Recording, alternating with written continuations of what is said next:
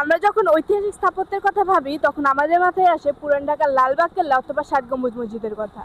কিন্তু আপনি কি জানেন আমাদের নোয়াখালীতেও আছে এমন এক ঐতিহ্য যা শত বছরের ইতিহাস বুকে নিয়ে আজও মাথা উঁচু করে দাঁড়িয়ে আছে।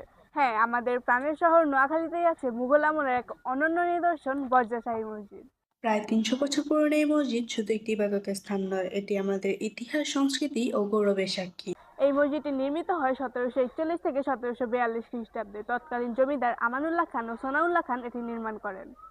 বজ্রাশাহী মসজিদটি ৩ গম্বুজ বিশিষ্ট। মসজিদের দেয়াল প্রায় ৩ ফুট পুরু, যা সেই সময়কার নির্মাণশৈলীর দৃঢ়তা প্রকাশ করে। পূর্ব পাশে রয়েছে ৩টি খিলান দরজা এবং ৪ কোণায় ৪টি অলংকৃত মিনার। মসজিদের ভিতরে রয়েছে ৩টি মিহরাব, যেখানে মুঘল স্থাপত্যের সূক্ষ্ম কারুকাজ স্পষ্টভাবে লক্ষ্য করা যায়। মসজিদের সামনে একটি বিশাল দিঘি রয়েছে, যা পুরো পরিবেশকে আরো শান্ত ও মনোরম করে তুলেছে। বর্তমানে বজ্রাশাহী মসজিদটি বাংলাদেশের প্রত্নতত্ত্ব অধিদপ্তরের সংরক্ষিত স্থান। প্রতিদিন এখানে নিয়মিত ৫ ওয়াক্ত নামাজ আদায় করা হয়।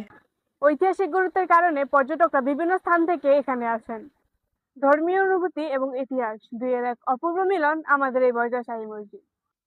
প্রায় ৩০০ বছর ধরে দাঁড়িয়ে থাকা এই মসজিদ আমাদের নোয়াখালীর গর্ব। আপনি যদি কখনো নোয়াখালী আসেন তাহলে অবশ্যই ঘুরে যাবেন আমাদের এই বজ্রাশাহী মসজিদ থেকে।